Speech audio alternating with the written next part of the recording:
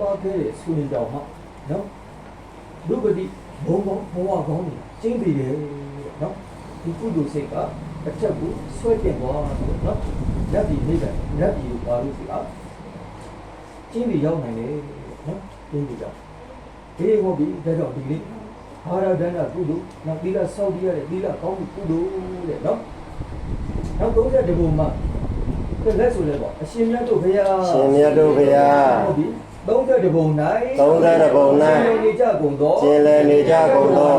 သတ္တဝါတွေအားလုံးရှိကျမ်းမှာသိချမ်းသာဆိုင်ကြလူရာသန္တာဆုံးကြစီသောဤဆုံးကြစီသောအားလုံးသတ္တဝါတွေအားလုံးကျမ်းမှာသိချမ်းသာ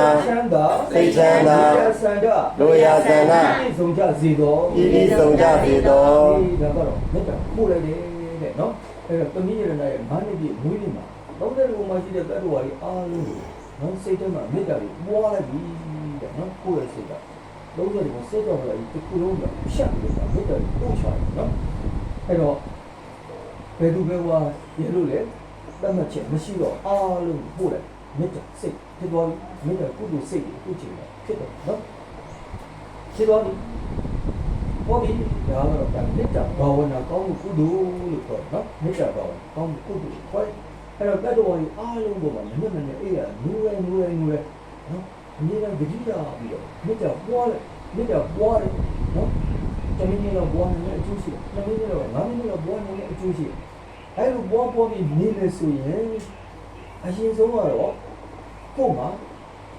အန်ဒီကင်းချောင်းဟာအန်ဒီကင်းတာလို့ဆိုတော့အထူးသဖြင့်တော့ကိုယ်စိတ်မှာနော်ပူလောင်နေတာဒီကိုယ်စိတ်ထဲမှာ